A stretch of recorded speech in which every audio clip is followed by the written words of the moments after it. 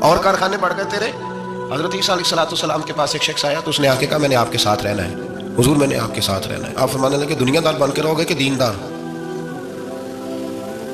کہنے لگا جی میں دیندار بن کے رہوں گا. فرمانے لگے دنیا کی طلب نہ کرنا ورنہ میری صحبت میں نہیں رہ سکو.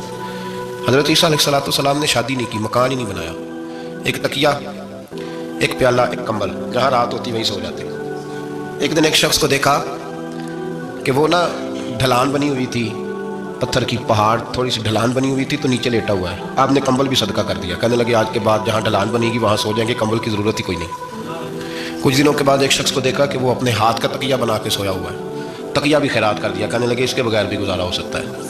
کچھ دنوں کے بعد دیکھا کہ ایک آدمی چلو میں پانی پی رہا ہے, پیالہ بھی اللہ کے راستے میں دے دیا. کہنے لگے چل جائے گا کام اس کے بغیر. پر میں دنیا دار بن کے نہ آنا. کہنے لگا نہیں صاحب میں دیندار بن کے آؤں. جناب عیسیٰ علیہ السلام نے رکھ لیا. آپ پہلے دن ہی کہنے لگے چلا جا روٹی کھا لے. 3 روٹیاں منگائیں, اس کو ساتھ بٹھایا. فرمانے لگے میں تو ایک کھاؤں گا, تو کتنی کھائے گا؟ کہنے لگا جی میں بھی ایک ہی کھاؤں گا. ایک روٹی اس نے کھا لی, ایک آپ نے کھا لی. تیسری روٹی چھوڑ کے جناب عیسیٰ علیہ السلام دریا کنارے وضو کرنے چلے گئے. واپس آئے تو روٹی کوئی نہیں تھی. اللہ کے نبی تھے, جان گئے. رب کریم کا بندہ بھی جان جاتا ہے. اقبال کہتے ہیں اولیاء کیا ہیں جواسی القلوب, کہتے ہیں رب کے ولی کو ٹٹولا نہ کر, وہ تو دلوں کے حال بھی جانتا ہے. انہیں ٹٹولا نہ کر, غبار آلود سمجھ کر حکارت سے نہ دیکھ ان کو, انہی کی ٹھوکروں سے سلطنت بنتی بگڑتی ہے.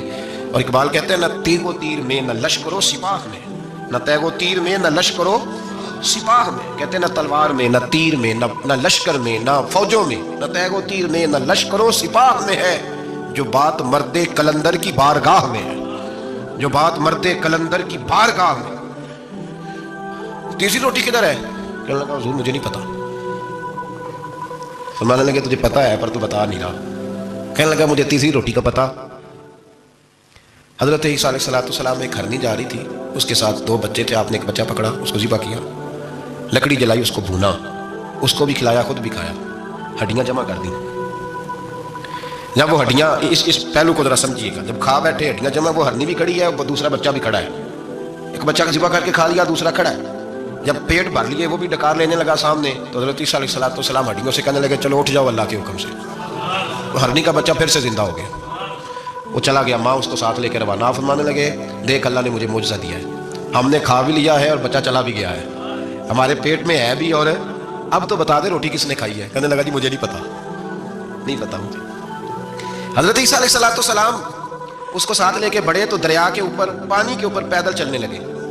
دریا پار کر گئے. فرمانے لگے تو پانی پہ چلتا رہا ہے, سارا پانی کراس کر گیا ہے تو ڈوبا نہیں, اب بتا دے روٹی کس کے پاس ہے. کہنے لگا نہیں پتا مجھے پتا. اللہ اکبر. وہ کیا خوب لفظ کہہ گئے سجادہ نشین حضرت پیر میرے علی شاہ صاحب رحمۃ اللہ علیہ.